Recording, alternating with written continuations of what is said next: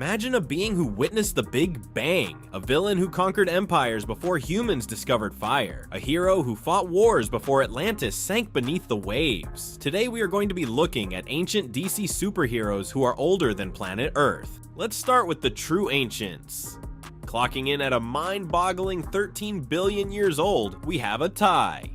Both hailing from DC Comics, we have Metron, the godlike observer who travels through time and space on his Mobius chair, constantly seeking knowledge. And then there are the Guardians of the Universe, the immortal protectors of the Green Lantern Corps. These ancient beings have seen the universe evolve from its infancy, making them some of the oldest and wisest entities in existence. Metron and the Guardians of the Universe are two of the most powerful and influential beings in the DC Universe. They have both existed for billions of years, witnessing the rise and fall of countless civilizations. However, they have used their power in very different ways. Metron is a solitary figure who seeks knowledge for its own sake. He is often seen as a neutral observer, but he has also been known to intervene in the affairs of mortals. Metron's Mobius chair allows him to travel through time and space, and to access any information he desires. He has used this power to learn about the history of the universe, and to understand the nature of reality itself. Metron's knowledge is vast, and his understanding of the universe is profound. He has seen the rise and fall of countless civilizations, and he has witnessed the birth and death of stars. He has also seen the good and the bad in humanity, and he has learned that the universe is a complex and often unpredictable place. Metron's wisdom is often sought by other beings, and he has been known to offer advice to both heroes and villains. However, he is always careful to remain impartial. He believes that it is not his place to judge others, and that each individual must make their own choices. Metron's dedication to knowledge is unwavering. He is always seeking to learn more about the universe, and he is never satisfied with what he knows. He believes that there is always more to learn, and that the pursuit of knowledge is one of the most important things in life. Metron's knowledge and wisdom make him a valuable asset to the DC universe. He is often consulted by other beings when they need advice or guidance. He is also a powerful ally to the forces of good, and he has used his knowledge and power to help defeat evil. The Guardians of the Universe, on the other hand, are more proactive in their use of power. They have created the Green Lantern Corps, a peacekeeping force that protects the universe from evil. The Guardians are also responsible for creating many of the powerful artifacts that are used by the Green Lanterns, such as the Power Rings and the Central Power Battery. The Guardians are a council of wise and powerful beings who have dedicated their lives to protecting the universe. They are often seen as the moral compass of the DC universe, and their influence can be felt throughout the cosmos. The Guardians of the Universe are a diverse group of beings, each with their own unique abilities and perspectives. They are united by their commitment to justice and their desire to protect the universe from harm. The Guardians have used their power to create a vast network of Green Lanterns, who are spread throughout the universe and are responsible for maintaining order and peace. The Guardians are also responsible for creating the Book of Oa, which contains the history of the universe and the secrets of the Green Lantern Corps. The Guardians of the Universe are one of the most powerful and influential forces in the DC Universe. They have been responsible for shaping the course of history, and their influence can be felt throughout the cosmos. They are a symbol of hope and justice, and they will continue to protect the universe for generations to come. At a sprightly 225 million years young, John Johns, the Martian Manhunter, is a being of immense power and sorrow.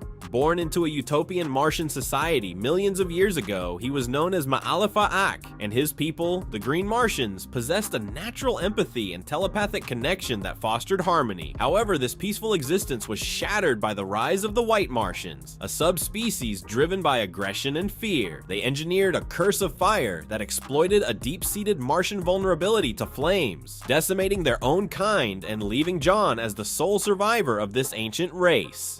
His escape from the Martian genocide was nothing short of miraculous. Through a tragic accident involving the human scientist Dr. Saul Erdel and his experimental teleportation technology, John was ripped from his dying world and flung across the vastness of space to Earth. Stranded and alone, he grappled with the loss of his family, his people, and his entire civilization. He adopted the human guise of John Jones, a detective in the fictional town of Middletown, USA, using this identity to integrate into human society and secretly protect his new home.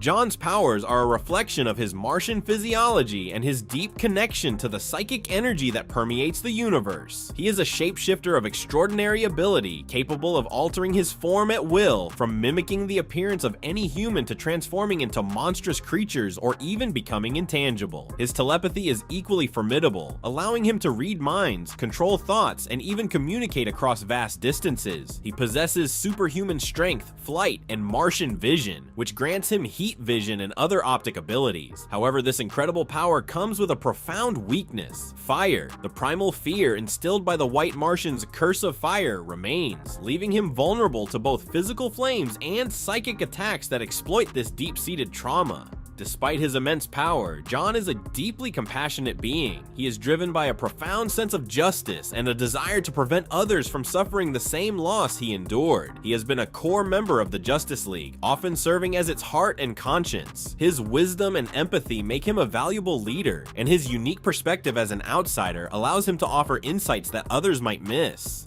Yuga Khan, the very name whispers terror throughout the cosmos. This ancient and monstrous being is not merely old, but immortal, his existence stretching back over 500,000 years, a testament to his terrifying power and insatiable hunger for domination. He is the father of both Highfather, the benevolent ruler of New Genesis, and Darkseid, the tyrannical god of Apocalypse, but dwarfs them both in sheer power and ambition. Yuga Khan was once the ruler of Apocalypse, a world he forged in fire and ruled with an iron fist. His reign was one of unparalleled brutality and oppression, his every whim enforced by legions of monstrous parademons and fearsome warriors. But Yuga Khan's ambitions extended far beyond the conquest of a single world. He craved ultimate power, the power of the source itself, the primal energy that fuels all of existence. Driven by this insatiable thirst, Yuga Khan launched a campaign of terror across the universe, consuming entire worlds to fuel his growing power. He sought to breach the Source Wall, the barrier that separates the known universe from the Source, believing that by claiming its power, he would become the supreme being. His quest led him to the very edge of reality, where he confronted the Source itself. But the Source is not to be trifled with. Yuga Khan's hubris and insatiable hunger for power proved his undoing. The Source, in its infinite wisdom, saw the danger he posed and imprisoned him within the Source Wall, transforming him into a Promethean giant, a being of immense size and power, but forever trapped within the cosmic barrier. Despite his imprisonment, Yuga Khan's legend lives on. He is a figure of dread, a reminder of the ultimate cost of unchecked ambition and the destructive potential of power without compassion. Even Darkseid, his own son and a being of immense power himself, fears the day his father might break free from his cosmic prison.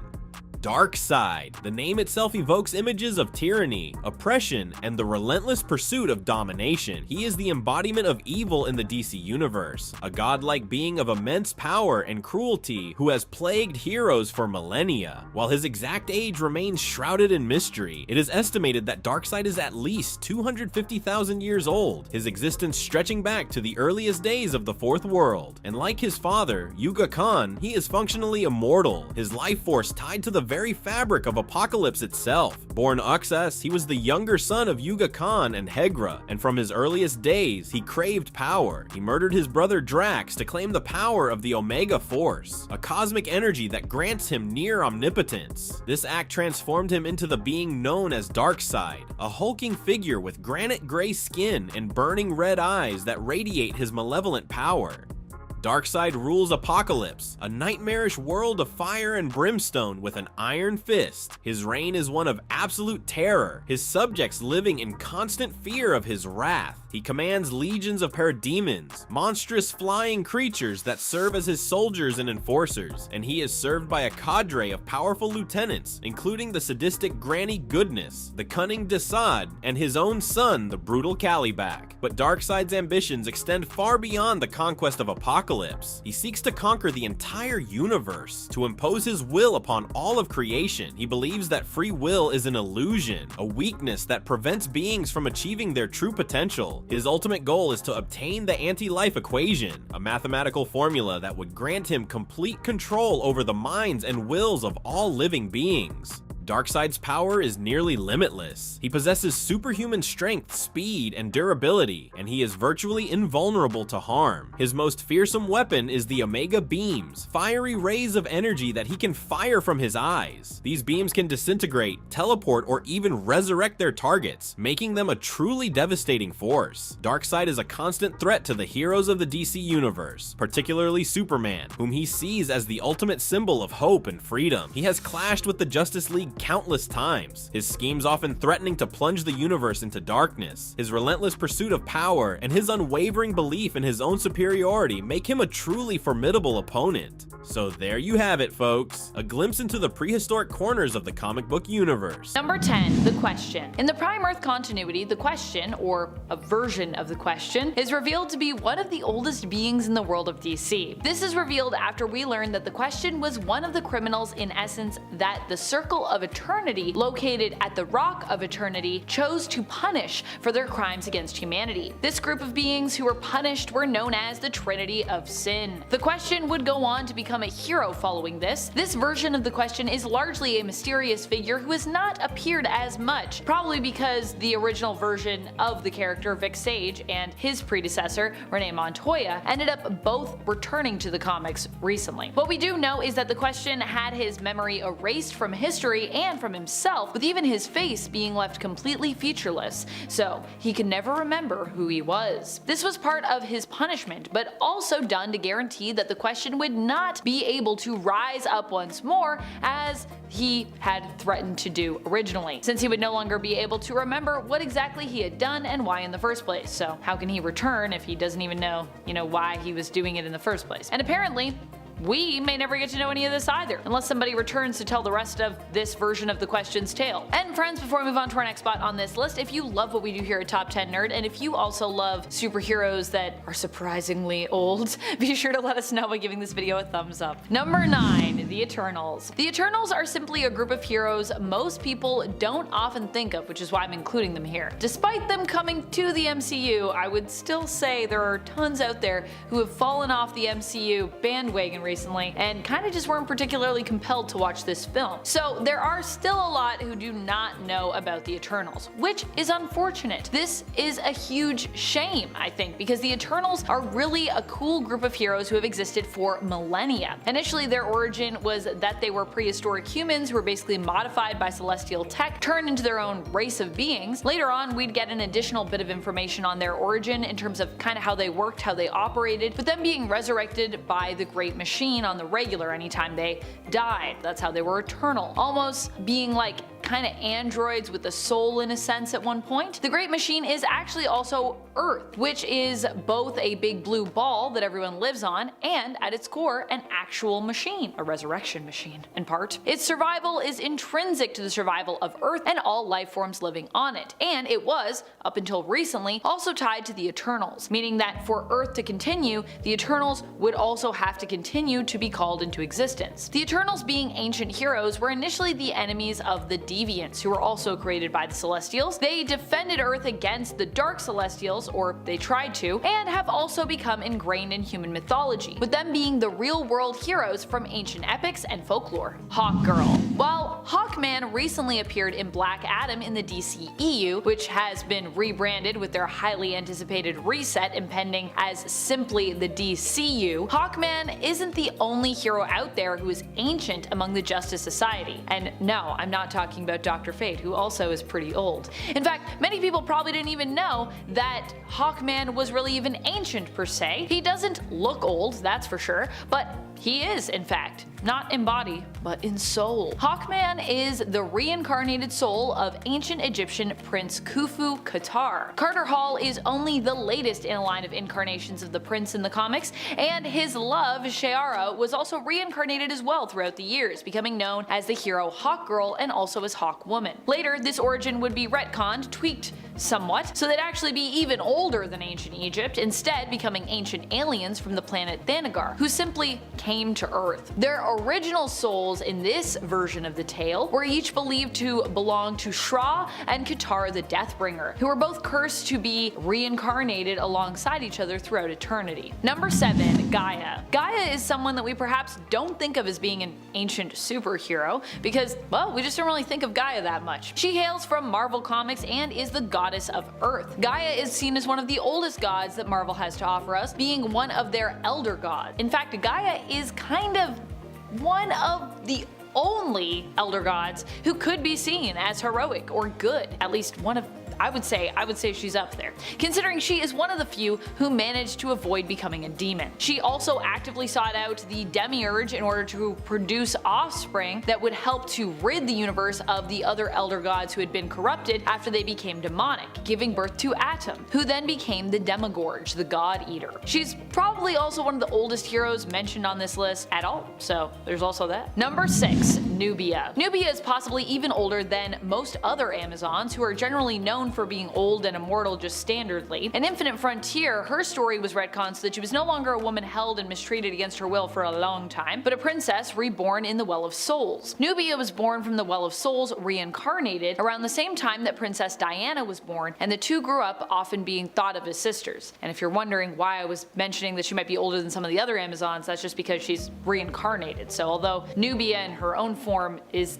around the same age as Diana, she also got an old soul, you know what I mean? She would spend many years as the guardian of Doom's doorway, and would act as a loyal supporter to Queen Hippolyta, even when it seemed that she had betrayed her. In fact, Nubia's loyalty to the Amazons in the current continuity has not failed, and she even recently was chosen to be the new queen of the Amazons. And we're not just talking about the Amazons of Themyscira either, but in fact all known Amazons in existence, as there are actually multiple Amazonian tribes in existence throughout the world. Number 5. Lady Phoenix. Well, I did think that Phoenix was a little too on the nose for my part 1 of this list. There were some who actually requested her in the comments, so fair enough. Some people want to know more about her. And since she was featured in our thumbnail / cover photo for that first part of our list, I felt for all you loyal nerds who came to this part 2, I should oblige you and tell you more about Lady Phoenix, who is the woman we featured on that thumb. She is also a member of the 1 million BCE Avengers, also nicknamed the Stone Age or Prehistoric Avengers. Before she was the host of the Phoenix,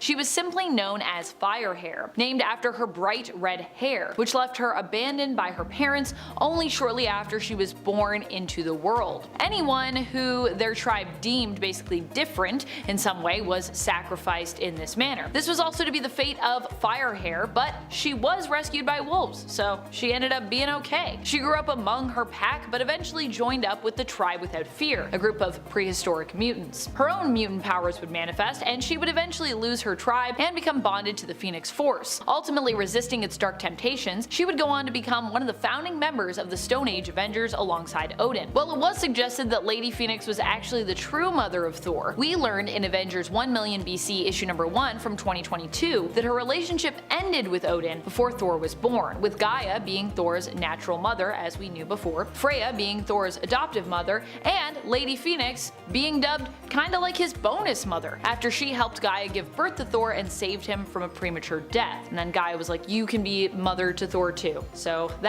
we got that all figured out. Sorry what I said on part 1 is not exactly true. Not his mother, well she is his mother, but she's not his only mother. He's got a lot of mothers. Number 4. Artemis. Artemis was also once Wonder Woman, don't you know? Back in the New Earth continuity. She herself is an Amazon, and despite her youthful appearance, like most Amazons, she's pretty old. In fact, in the New Earth continuity, she was also granted eternal youth as the result of a spell that Circe had cast upon her. In the Prime Earth continuity, she is just straight up immortal. She hails from the Bana Migdal, which is a splinter group of Amazons all their own. Like I said, there are many different tribes. Princess Diana of Themyscira and Artemis have often been presented as rivals in the comics, with Artemis often being jealous of Wonder Woman and kind of striving to prove herself superior to Diana. But despite this, she is ultimately a force for good and a hero, though her warrior's heart might be a little harder in comparison maybe to Diana's when it comes to her heroic approach. Number 3. Red Sonja. Red Sonja is an interesting one to think of as old,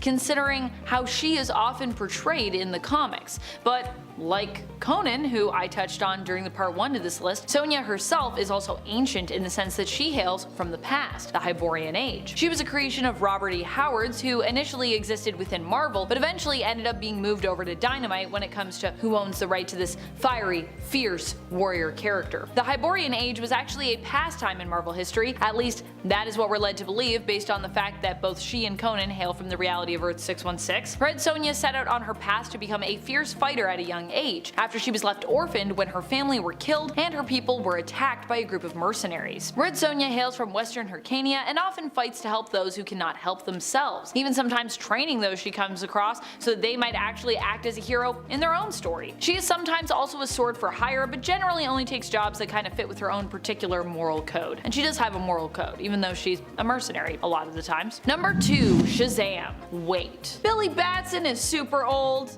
No, we aren't talking about Shazam. Not that Shazam. Not the Shazam formerly known as Captain Marvel. We're talking about the Wizard, who gave Billy Batson his powers and who has also been known by the name of Shazam. Initially in the Prime Earth continuity, we were led to believe that the Wizard was simply someone who bestowed powers on Billy, but we'd later learned that he was actually one of the old gods Shazam would actually get his powers from. This truth of the Wizard's, aka Mama Roggan's, aka Shazam's origin would be revealed after Billy Batson was left depowered following the action of Grail, Darkseid's daughter, who basically cut off his access to his powers by untethering the old gods from his magic lightning. While not a direct superhero, the Wizard is a powerful force of good who is even able to help repower Billy from the afterworld in spirit form, finding basically new gods for him to be empowered by. Number 1. Eternal Warrior. Marvel and DC are not the only publishers who have ancient heroes. Even Dynamite, now owning Red Sonia, is not the only publisher with ancient superheroes by any stretch. A lot of people have ancient superheroes. In fact, one publisher that was suggested in the comments that has tons of ancient superheroes is Valiant Comics, so I'm happy to be talking to you about that. Great suggestion. This particular hero from Valiant that we're talking about is Gilad Anipada. Gilad was one of 4 siblings granted immortality. He has used this extended time over his life to train up, becoming a master in many different areas of combat. He acts as a hero in the comics, being tasked with defending the Geomancer of any given generation. Geomancers were kind of born in a line, and they're magical heroes in their own right who were chosen to act on behalf of the Earth as the planet's defender, and who are able to communicate with nature and the Earth. And the Eternal Warrior basically just acts as like their guardian, so heroes protecting heroes. Number 10. The Immortal. With a name like the Immortal, you bet your socks this guy has been around for a hot minute. Due to an accident that happened approximately 3,000 years ago, the man who became the Immortal was exposed to an unknown anomaly that gave him superhuman abilities that put him almost on par with Viltrumites, making him one of the 3 known beings in the universe that can make that claim. But outside of his incredible strength, speed, durability, stamina, and flight powers, the Immortal is, you guessed it, immortal. Able to regenerate at an insanely fast rate, regrowing limbs and organs, not needing food, water, or oxygen to survive, and being immune to all poisons, toxins, venoms, viruses, bacteria, parasites, pathogens, and allergens. However, funnily enough, there is a way to, quote, kill him. If the Immortal's head is separated from his torso, it needs to be manually reattached for his healing factor to activate. But despite that, even when they aren't attached, he still remains perfectly preserved until the reattachment happens. He's been around for so long that he's been a knight, possibly under King Arthur as Lancelot, an explorer under or possibly as Christopher Columbus in the Spanish Armada. He fought in the American Revolution, became president of the United States by taking the alias of this guy Abraham Lincoln you might have heard of, and he fought as a soldier in the First World War. In the 1930s is when he officially became a superhero, and more recently became a member of the Guardians of the Globe. And friends, before we move on to our next spot on this list, if you love what we do here at Top 10 Nerd, why not show us you love us by clicking that like button? Hey. Number 9. The Darkness. The story featuring this host of the Darkness is so vicious and bloody, but also just so raw and emotional. I love it personally. While many think of a Jackie Estacado when they think of the Darkness, he is not the only host the Darkness entity has ever had, which honestly, if you're familiar with the story of Jackie, you probably also kind of know that because, you know, gets passed down. In fact, there were many who came before Jackie. Case in point, Estacado, the darkness host who is a leader of a Visigoth tribe during the final days of the ancient Roman Empire, circa 410 BC, after its downfall had really already begun, and some would say even kind of already concluded, I guess. Estacado is a known rebel against the Roman Empire, and a powerful one at that, wielding the darkness in his fight against the last standing Roman legions. He ends up going head to head with Legatus and his legion after already dying and being resurrected by the darkness twice. While he offers Legatus a chance to surrender, Legatus knows he is doomed either way since the Roman Empire is coming to an end, and so chooses not to back down as he doesn't really see surrendering as a real option given the punishment for doing so, were they even able to make it back home at this point. As such, Legatus's legion falls and Estacado makes plans to march with his tribe to Rome. Number 8. Ogon Bat. Okay, Ogon Bat is a unique and cool character in his own right, but he was also one of the world's first superheroes ever, even technically coming before Superman. Originating from Japan as the god of justice and protector of the weak, his origin is that he was originally an Atlantean who was sent forward in time 10,000 years to defend the modern world from evil. He wields a scepter that fires bolts of energy, causes mini earthquakes, and slices through steel. He himself was immortal, could fly, breathe underwater, had X-ray vision, and possessed superhuman strength, speed, and invulnerability to bullets and lasers. He was summoned by a little girl who would call on him, causing a sparkle to appear around, which then turned into a bat, and then turned into the hero when it found its enemy. It's very weird, but we just roll with it. While he initially started as a comic, he also has a TV show that appeared in several different countries outside of Japan, and I think he looks really cool. So, yeah. Number 7. Cosmic Ghost Rider. Cosmic Ghost Rider is an interesting one. While I initially thought of the prehistoric Ghost Rider, Ghost, when it came to old Ghost Riders, I realized that despite being from an alternate future, Cosmic Ghost Rider is also ancient. But you know, future ancient. Cosmic Ghost Rider is the spirit of Frank Castle, who ends up becoming the spirit of vengeance after he is killed during Thanos' invasion of Earth. In this version of the story, Thanos succeeds in basically destroying Earth, and by the time Frank returns as Ghost Rider to the planet's surface, it's kinda too late for him to save his friends. He ends up alone on the planet, and after years and years of solitude with no one left to avenge, becomes, well, insane, as I think pretty much almost anyone would. Despite eventually becoming Thanos' herald, CGR is really doing his best to be a good guy. He only ever really even joined up with Thanos because, you know, well, there was no one left and he didn't want to be alone. Before even joining up with Thanos, Cosmic Ghost Rider did attempt to get his revenge on the Mad Titan, teaming up with Galactus, but even Galactus fell in this fight against this alternate King Thanos. Number 6. Exodus. Grand Duke Benny du Paris was a 12th century nobleman from medieval France. Does that count as ancient? I don't know, anyone who was around then, so I'm taking it and just running with it, okay? Cool. What you gonna do about it? Nothing, because I'm just an image on your screen. As an adult, Bennett was a crusader for the Knights Templar sent to Jerusalem during the Crusades, and he even became best friends with Eobar Garrington, the Black Knight of that era. The two had set out on a quest to find the Tower of Power, when his abilities manifested after an encounter with the Phoenix Force, which were then improved further thanks to the mutant apocalypse. But thanks to Big Blue, Exodus was trapped in a tomb until the modern day when he was awoken by Magneto and joined his cause. Exodus is one of the most powerful psionic mutants in existence, with such a pristine use of telekinesis and telepathy that he can even alter electrons and molecules. His power is so strong that Marvel even had to debuff him by making his powers dependent on his or others' level of faith in this mutant, although he still regularly kicks some serious butt. Number 5. The Old Guard. Can we call the Old Guard heroes? I'm not really 100% sure on that. They're ancient warriors who've been many things over the years. Not all the things they've done were necessarily good, but I would say for the most part, they've tried to stay on the side of good, so I think I'm gonna count them for this list. And that's definitely where they are at when it comes to where we meet them in the modern day. Or at least, you know, the direction they're headed towards, I would say. Initially, the Old Guard were a group of immortal mercenaries led by their oldest member, Andy, aka Andromaca of Scythia, who is thousands of years old. It is in their welcoming of a new member that we get to see some of the good in them, despite them being essentially expensive, deadly, and nearly indestructible guns for hire. Their immortality is as much a mystery to them as it is to readers of the series, seemingly happening to each member miraculously and really without explanation explanation. One minute they were alive, the next dead, and then inexplicably right back to living. In 2020, the Old Guard comics got their first film adaptation through Netflix. As with most Greg Rucka creations, the premise and his approach had me hooked, pretty much. Number 4. Medieval Spawn. Okay, I'm gonna come right out and say this, I know nothing about Spawn. I did not watch the show, I never read the comics, I really have no right to be standing here in front of you talking about him, but I'm doing it anyways.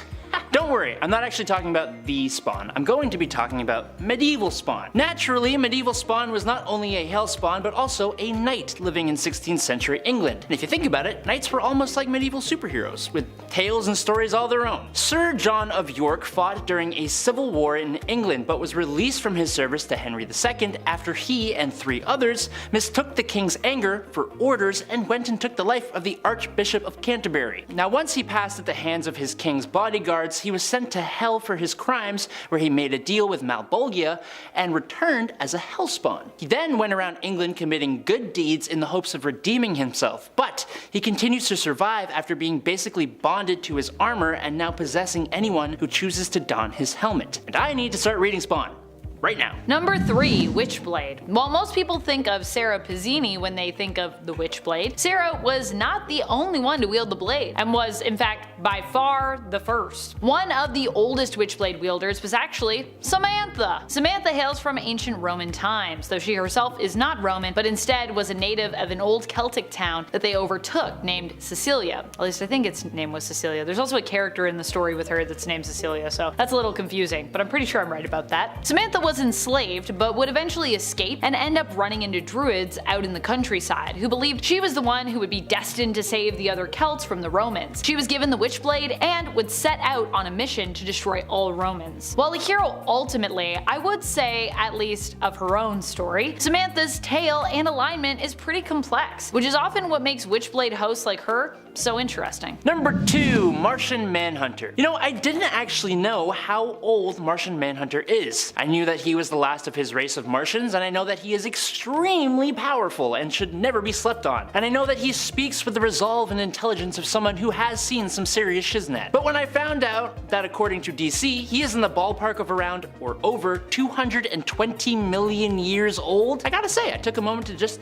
digest that. John Johns, or John Jones if you want to be rude and go by his human name, arrived on Earth after he was pulled there by a teleportation beam during an experiment conducted by Dr. Saul Erdel, who brought him through space and time and then passed away from the shock of actually finding a Martian. This is because John's race was practically wiped out a long time ago, leaving him completely alone and isolated. But now on Earth, with no one to tell him what the hell was going on, he eventually used his shapeshifting abilities to become a detective operating in Middletown, America. For a long time, he mainly operated from the safety of his human persona before he eventually exposed himself to the world and became a founding member of the Justice League, and also one of its most powerful members. Just saying. Number 1. Ghost Rider. Way before Johnny Blaze was even ever born, there was Ghost. Ghost is the original Ghost Rider, or at least believed to be the original Ghost Rider, the initial spirit of vengeance. Retroactively anyways, as he made his first comic book appearance after Johnny Blaze historically, appearing in Marvel Legacy issue number 1 from 2017. So obviously that's pretty recent, but you know, canonically one of the first. Ghost became the first Ghost Rider during the prehistoric era and did so in order to defeat the mysterious Wendigo, who took over his pack, becoming their leader, only to eat the pack members save for Ghost. Ghost would stumble upon a snake and speak its real name in order to become Ghost Rider, the spirit of vengeance. He also has a cool mammoth, or he had a cool mammoth, and then he got another mammoth, and I think that mammoth's gone too, but he likes mammoths. He would go on to join up with the Avengers of 1 million BC. And it sent Hercules. I think we all know the story of Hercules, whatever version you remember. The Disney animated movie, the DC version, the Roman or the Greek version, it's all generally the same thing. And I mean, even after that, this guy has a rap sheet of like 25 other heroic things he did,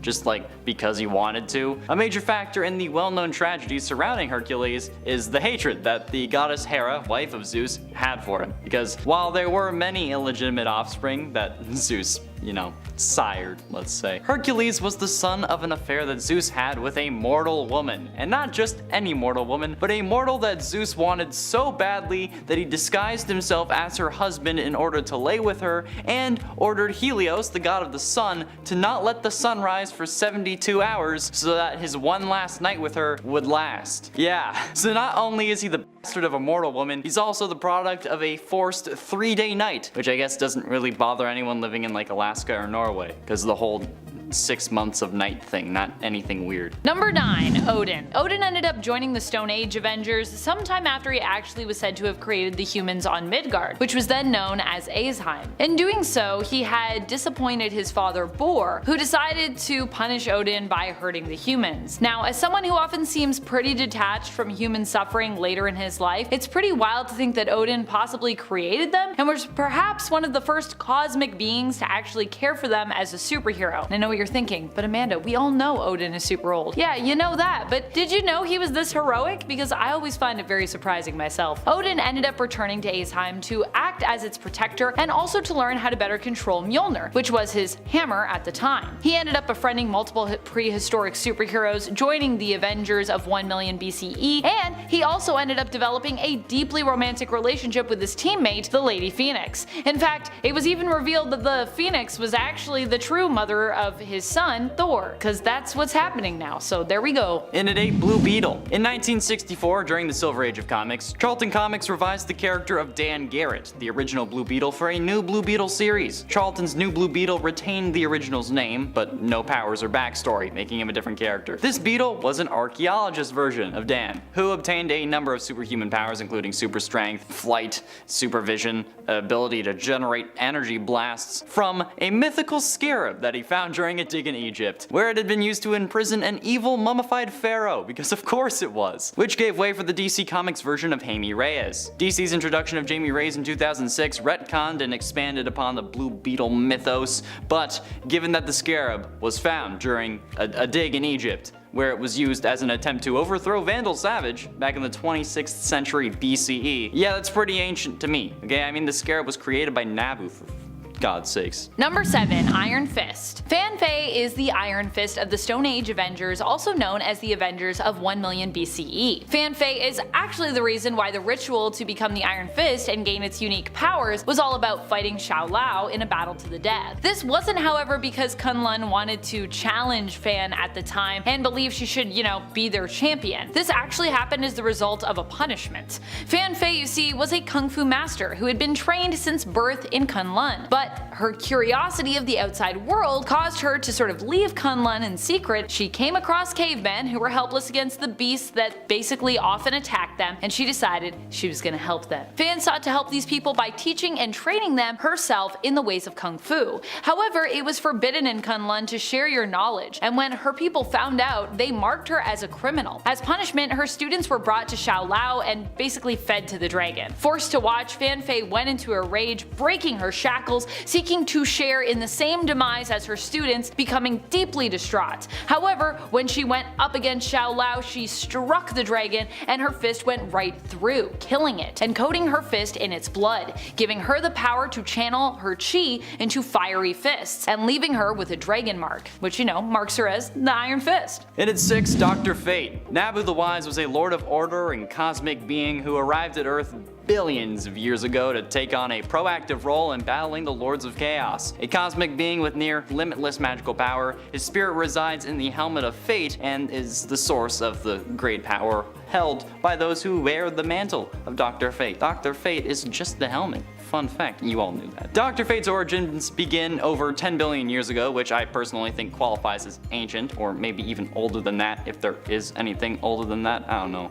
My senior year contact teacher was pretty old. But not long after the formation of the universe, were there born 2 elemental forces, the Lords of Order and the Lords of Chaos. You can kind of see where this conflict is going. On the world called Celia, the Lords of Order manifested themselves, the first sentient race in the universe, and a race of incorporeal magical beings at that. After millennia, circa 3500 BCE, the Lords of Order descended onto Earth and then became Nabu the Wise, who was also an advisor to the pharaohs of Egypt. He's old, okay? I don't know what else I need. I said 10 billion years. I think that's pretty solid. Number 5, Conan the Barbarian. That's right, Conan is an ancient superhero who actually also hails from Marvel. Not only that, but he was also an Avenger. Despite technically being a Marvel superhero, Conan is also kind of otherworldly, hailing from the sword and fantasy genre of comics. Although for Marvel, Conan is still labeled as an Earth 616 character, hailing from their main comic book reality. He does, however, come from the Hyborian Age, an old hero from the past. But he was one of the heroes still summoned by Doctor Strange and Elektra when they brought together their own team of savage Avengers to stand against the threat of Kulan Gath. This went down in Jerry Dugan and Adam Gorham's Savage Avengers series, which I still really want to read. It looks super good. It just looks like such a great time. And Conan's presence on the team is definitely part of the reason for my motivation to jump into this series. Hopefully in the near future. I have a lot of things to read. And at 4, Mr. Majestic. I put this here because I like the word majestic, but also this is kind of weird. Mr. Majestic is a Wildstorm comic superhero created by H.K. Prager and Jim Lee. He made his first appearance in Wildcats number 11 as a backup story, but he's known for being the strongest superhero in the Wildstorm universe, and he shares quite a few similarities with Superman. But given that Wildstorm is owned by DC, there shouldn't really be any conflict there. Mr. Majestic is originally from the planet Kara and was known as Magistros, but yeah, this isn't like Superman at all. I don't know what you're talking about. Why are you saying that? He has 2 kids, Kanesha and Magistrate, but there was also an infertility crisis in his homeworld, which resulted in only 1 child per woman. Yeah, so how did this happen? Well, Magistros and Coda warrior Lady Xana, who was also later known as other things, it doesn't matter. They were chosen not to breed, but since Coda warriors became priestesses after giving birth, Xana's mother pretended that Kanesha was stillborn and then claimed to have given birth to her herself. Yeah, so basically Kanesha passed off her daughter as her sister, which is a whole... They're old. It's old. It's an old thing.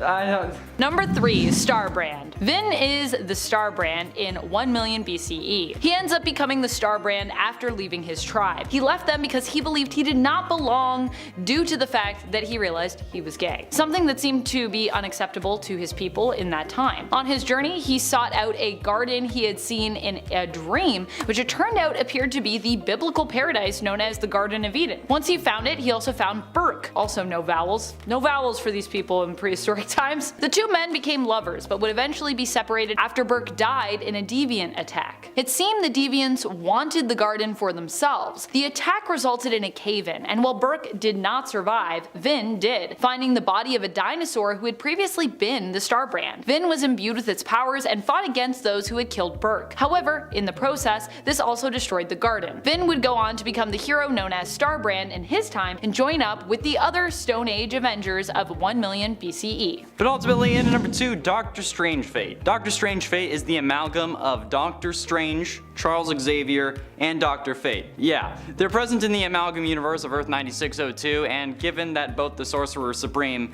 and Dr. Fate are present, I think that this qualifies as ancient. Dr. Fate alone just makes that happen. Strangefate learned that 2 keys controlled by Access would restore the DC Comics and Marvel Comics universes to their own worlds, which would result in the destruction of the amalgam universe and therefore him. So, to keep his universe intact, Dr. Strangefate recruits Jade Nova, Skulk, and White Witch to capture Access and bring him to Strangefate so that the amalgam universe can remain active. But it turns out that he was actually a part of a problem, or a part of the problem. That's a story for another day. But Doctor Strange, yes, the real one, preserved the amalgam universe in a pocket dimension, essentially making it its own multiverse in a sense. But I also bring this up because I like the amalgam universe, okay? It's cool. Iron Lantern, Lobo the Duck, hell yeah. Number 1, Man-Thing Sorcerer Supreme. Perhaps even more surprising is a reality where the Man-Things rule the planet. Their version of the 1 million BCE Avengers team is filled exclusively with Man-Things as a result. One of these Man-Things is known as the Sorcerer Supreme on this planet in the reality we know as Earth 91. Unfortunately, we do not get to know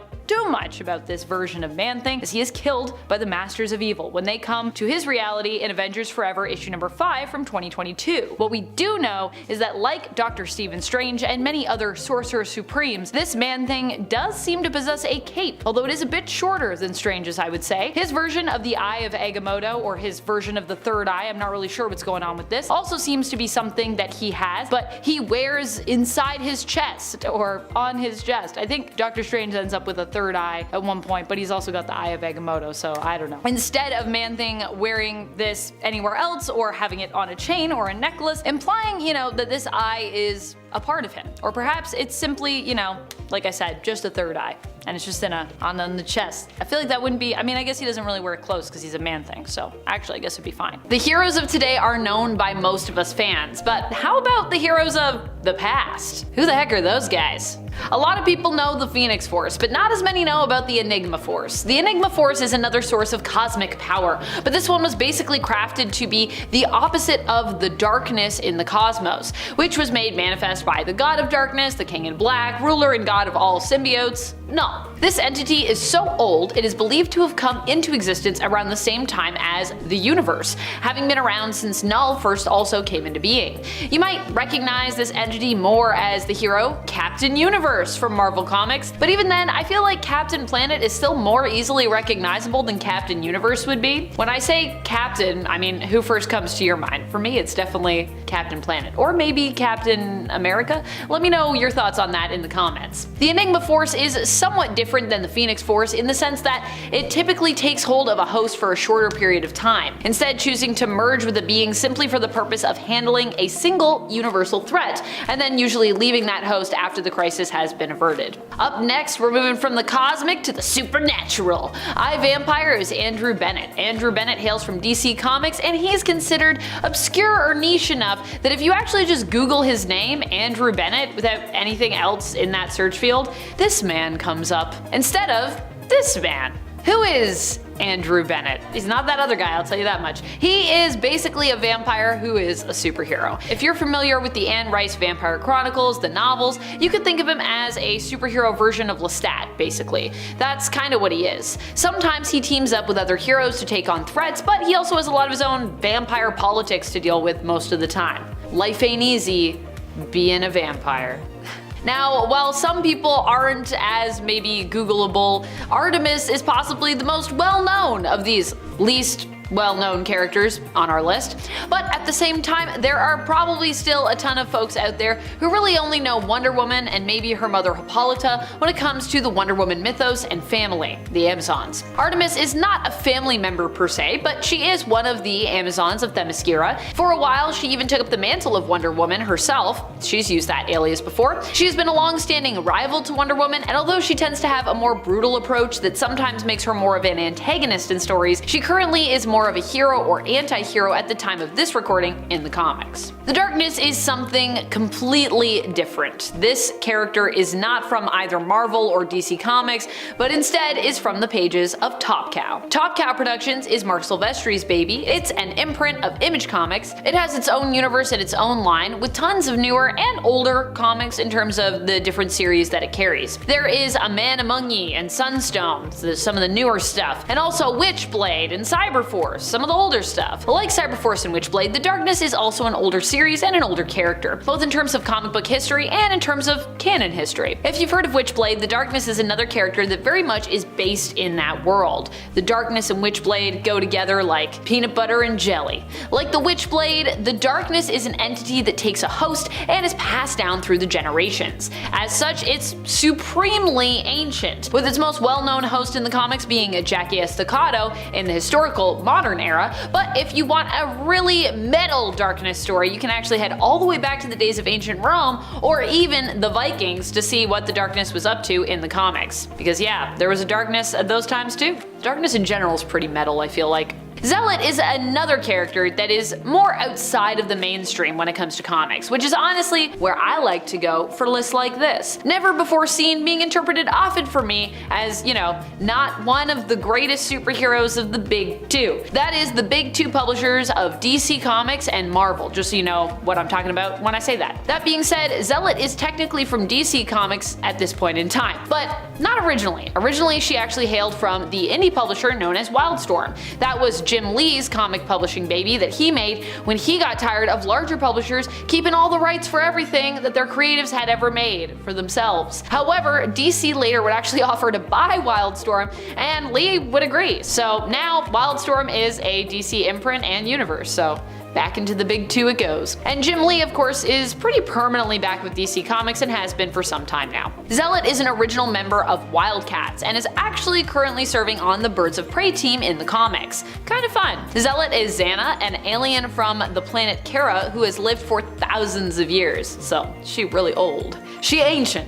Not all mutants are from the modern day. Take a look at this next hero. Exodus is a super old mutant from Marvel Comics. For most of his life, he was in a stasis, so that's probably why you didn't see him around throughout all of history. Initially, Exodus was more of a villain in the comics, at least somewhat, and I'm sure he'll go back to being a villain at some point again. But during the Krakoan period of X-Men, there haven't actually been a ton of true mutant villains. This is because all the mutants decided to band together as one nation, working together for the greater good of mutant kind, all part of Krakoa or Arakko, as opposed to fighting against one another. So, save for a few, most mutants, even the ones that are villainous normally, have been acting as heroes. If you're wondering how old Exodus is, he was around during the 12th century and actually fought in the Crusades, being known then as the noble Grand Duke Bennett du Paris. During his travels, he ran into Apocalypse and was chosen to become his champion. And even back then, Exodus had kind of a sense of heroic valiance about him. When Apocalypse attempted to pit Exodus against his friend, another ancient Marvel hero, the Black Knight, you may have heard of him, Exodus refused to fight him and instead turned on Apocalypse. Back again to the Wonder Woman mythos. Nubia is another character that is not well known from that, I would say, group of heroes. And what's even more surprising to me is that I actually thought Artemis might be lesser known than Nubia, but it turns out that Artemis is likely even more well known considering that she's actually made overall more comic book appearances, whereas Nubia, despite being a literal, sometimes sister to Wonder Woman, depending on her origin story, and more recently Queen of the Amazons, has not appeared as often, which surprises me, but here we are. Nubia, like Wonder Woman and Artemis, is also considered to be ancient. Her current origin in the Prime Earth continuity had her as an ancient princess who was actually reborn from the Well of Souls after her death, becoming the Amazonian warrior Nubia. Nubia was the last to actually be born from the Well of Souls and was born around the same time as Diana in the current main continuity. So in that version of the story, they grow up together and that kind of gives them that sisterly bond. The next one might surprise a lot of folks out there. Who is Angela? Well, although she originated in the pages of Image's Spawn, she is actually now Thor's long-lost sister. Wait, what? Okay, so here's the story. Angela was initially a Hellspawn hunter from the pages of Spawn comics. While Spawn technically gets his powers from Hell, Angela kind of works on behalf of Heaven in the war against Heaven and Hell, so that's kind of how that goes, and as such, she therefore hunts down people like Spawn. Hellspawn, that is. She was created by Neil Gaiman and Todd McFarlane, but there was an issue with that. The issue of who really owned this character, who had those creating rights. While Gaiman had made her for Spawn while working for Todd, McFarlane later claimed to own the rights solely to her character, and that's where things got rough between these two. The two entered a legal battle with Gaiman fighting to prove that he actually also had rights to Angela as a co-creator. The court sided with him, and money also had to be determined for how much Gaiman was owed based on how much money had been made by the use of this character that he co-created. During this time, Gaiman decided to bring Angela over to Marvel and even wrote 1602 for Marvel Comics just to help cover his legal costs. He actually dedicated 1602 to Todd, and I quote, for making it necessary. Angela, when she came over to Marvel, ended up after 1602 being incorporated into the main continuity, where she became the long-lost angelic sister of the god and superhero Thor. Up next, Shine Shining Knight is a hero I didn't even know about before writing this this video for you guys. I love when I learn something new and then I get to share it with you all, whether that's something I've read or something I found through my own research. It honestly feels really special to me to share stuff like that with you. Shining Knight is basically like what would happen if Captain America was a medieval knight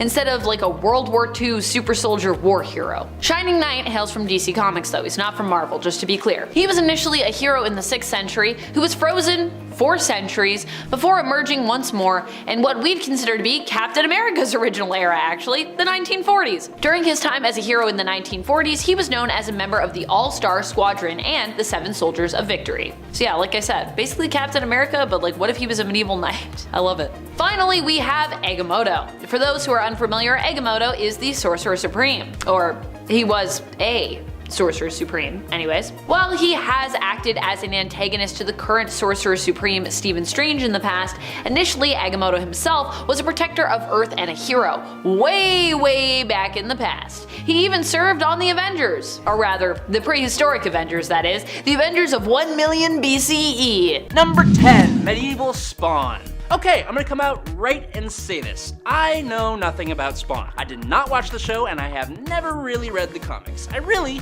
have no right to be standing here in front of you talking about him, but I'm doing it anyways. I'm gonna be talking about Medieval Spawn today. Naturally, Medieval Spawn was not only a hell spawn, but also a knight living in 16th century England. If you think about it, knights were almost like medieval superheroes with tales and stories all of their own. Sir John of York fought during a civil war in England, but was released from his service to Henry II after he and 3 other knights mistook the king's anger for orders and went and took the life of the Archbishop of Canterbury. Once the knight passed on to the afterlife at the hands of his king's bodyguards, he was sent to hell for his crimes, where he made a deal with Male Bolgia and returned as a hellspawn. He then went around England committing good deeds in the hopes of redeeming himself, but he continues to survive after being basically bonded to his armor and now possessing anyone who chooses to don his helmet.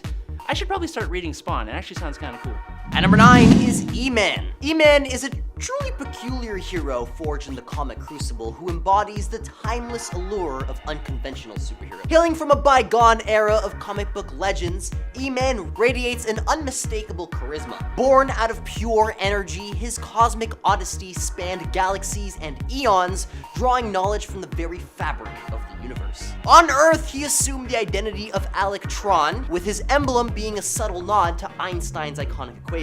E-Man would later cross paths with Nova Cain, a dancer and scholar whose luminous presence matched his own, and together, they confronted cosmic perils with powers that defied the laws of physics. We're talking energy eruptions, form shifting, and unbridled imagination. Yet, Nova's abilities danced in harmony with their ever-evolving narrative. Now, despite the series' fleeting existence, might I say, E-Man remains renowned as one of the wittiest heroes in comic book history. Perhaps I'm not alone for my yearning for a reboot with an E-girl leading the way? Just me? Okay, just me.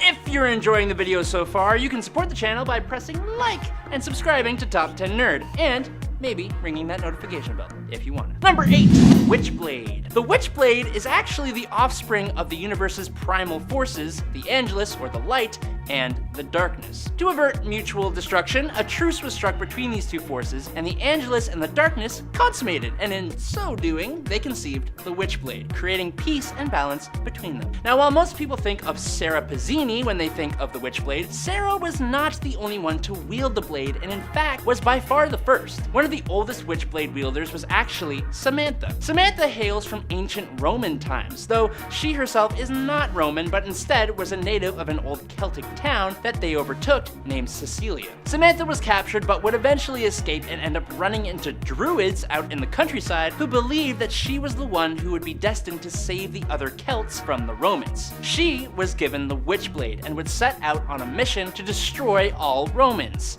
Lovely. While a hero, I would definitely say that her morals are a bit more complex, which is what makes Witchblade hosts like her so interesting in the first place. At number 7 is the Eternal Warrior. Valiant Comics introduces us to Gilad Anipata, the Eternal Warrior. Unlike typical caped crusaders, Gilad's tale is one of immortality and ceaseless dedication. Bestowed with eternal life, Gilad has honed his skills over millennia. He's become a master of combat, wielding centuries of experience as his weapon. But his role goes beyond mere physical prowess. See, Gilad's mission is to safeguard the Geomancer, a mystical guardian chosen by the Earth itself. Geomancers are not your everyday heroes. They're in tune with our very planet, with the power to commune with nature. Number 6, Ogon Bat. Okay, Ogon Bat is a unique and pretty cool character in his own right, but what makes him even cooler is that he was actually one of the world's first ever superheroes ever,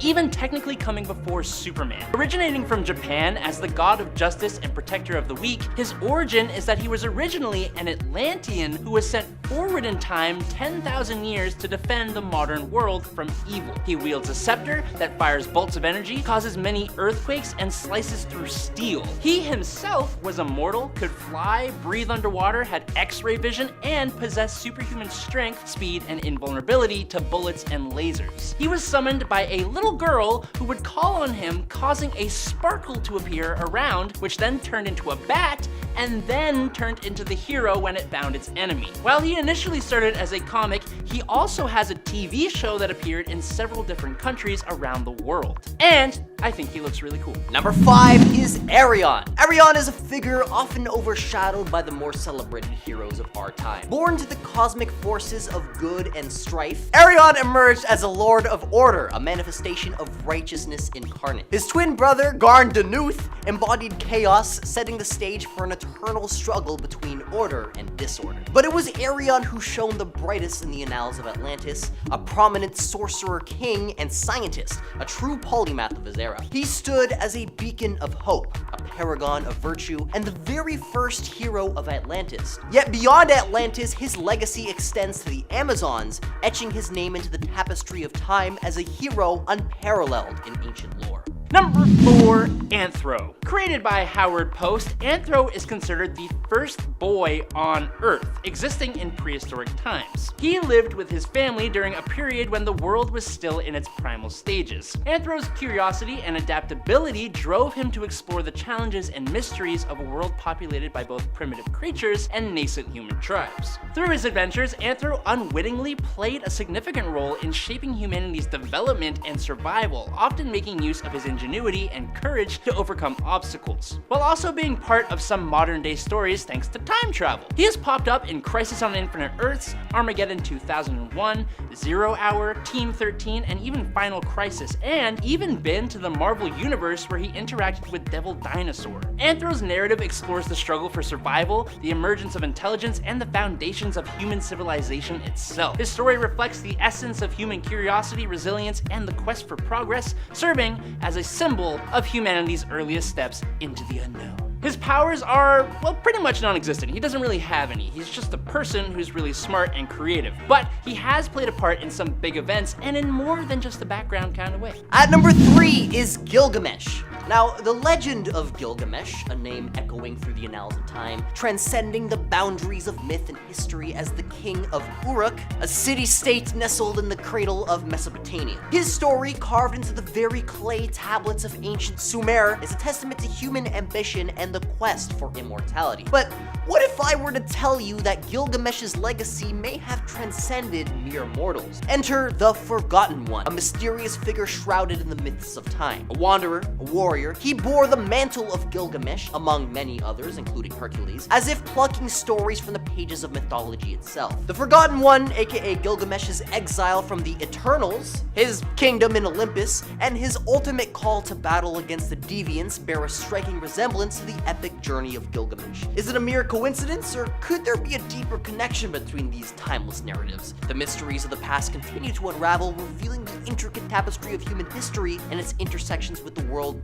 of myth and legend. Number 2, Etrigan. Etrigan the demon was the firstborn of Belial, who was such a handful that Belial exiled Etrigan's mother to Masak Mavdil and told his son that his antics drove her away. That's rough. His antics ended up even driving Belial out of hell for several decades, returning with another son born of a mortal witch named Merlin. Etrigan was originally summoned to Earth to serve Merlin in a desperate final attempt to protect Camelot from the evil witch Morgana Le Fay. Merlin bound the demon to a mortal peasant named Jason, while Merlin went into hiding to rest, and these two lived a very long and brutal life together throughout history. Basically, how it would go is that Etrigan incited war and strife, and in return, Jason gained wealth and status. Not a horrible idea for some people. Despite sharing the same body though, the demon and his host are usually at odds with each other, and Jason Blood retains a lot of guilt based on Etrigan's demonic actions, which I think played a part in him being a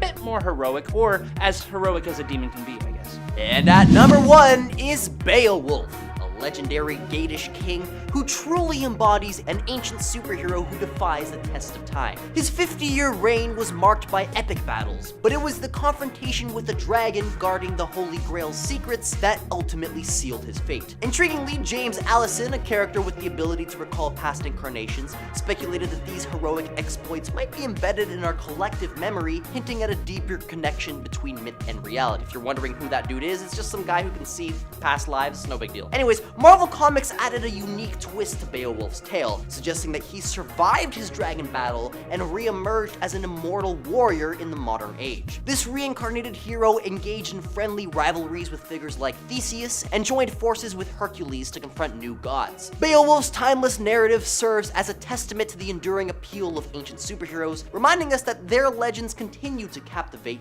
transcending generations and even reality itself. As always, if there's an unknown ancient superhero you think we've missed,